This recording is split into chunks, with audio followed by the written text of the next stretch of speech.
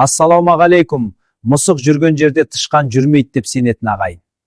Мысықтың көзінің қарашығы 5 мезгіл өзгеріп отыратынын сіз білесіз бе? Кезінде сахабалар намаз уақыты мысықтың көзінің қарашығының өзгеріне қарай біліп отырған. Мысықтың атасы деген лақап атқа ие болған сахаба. Әбу Хурайраның әңгімелерінде айтылған. Алла тағала разы болсын ол кісіге. Сонымен қатар мысық дәретпен жүретін таза жануар болғандықтан мешітке кіруге рұқсат етілген жалғыз хайуанат. Мысықтың жаратылуы жайлы көнеден жеткен мынандай бір хисса бар. Ертеде топан судың кезінде Нұх пайғамбардың кемесін суға батыру үшін иблис сайтан пілді сипайды. Сол кезде пілдің мұрнынан тышқан шығып, кеменің әр жерін кеміріп тесе бастайды. Тышқанды ұстау мүмкін болмағандықтан Нұх пайғамбар Аллаға дұға жасайды. Алла тағала пайғамбарына жолбарысты сипа деп әмір береді. Сол мезет жолбарыстан мысық пайда болып, тышқанды ұстап жейді.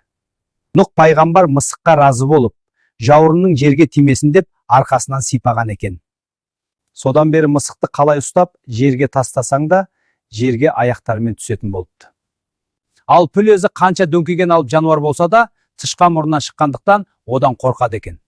Сонымен қатар Нұх пайғамбар Аллаға: "Ия Раббым, мына жануарды ұнатқаным сонша, өзіммен асырап, бірге алып жүруге рұқсат етші" деп дұға жасайды. Мен мысыққа жылы үйімнен орын беріп, дастарханымдағы дәмдасыммен бөлісер едім деп уәде береді. Алла тағала мысықтың өзінен сұрайды. Сонда мысық пайғамбардың уәдесін естіп келісімін берген екен. Сондықтан ертеде ата-бабамыз мысыққа дастарханнан ас беретін болса, мұрнының ұшынан бір шертетін болған. Себебі ақыретте мысық Аллаға: "Адамдар маған жылы үйінен орын бермеді, дәмді асымен бөліспеді" деп куәлік еткен жағдайда мұрныңнан не үшін шертті дегенде, дастарханнан дәм жеген есіне түседі екен. Сондай-ақ пайғамбардың саллаллаху алейхи уассаламның Муғизза деген аппақ мысығы болған екен. Ол кісі мысықты жақсы көргені сонша шапанының үстіне ұйықтап қалғанын көргенде, ақыретте Алла алдында даулайтын болады деп, мысықты оятпай шапанын қайшымен қиып тастап кеткен екен. Яғни ағайын, Алланың берген ырзық несібесі әр пендесіне және ол пенденің мақлұқаттарына жетердей етіп беріледі. Сондықтан мысық көрсеңіз тыжырынып теріс бұрылмаңыз. Ол жаратылыстың тышқан ұстаудан өзге ауыр дертті емдей алатын да қасиеті бар. Тек ол үшін оны шынайы жақсы көруіңіз керек.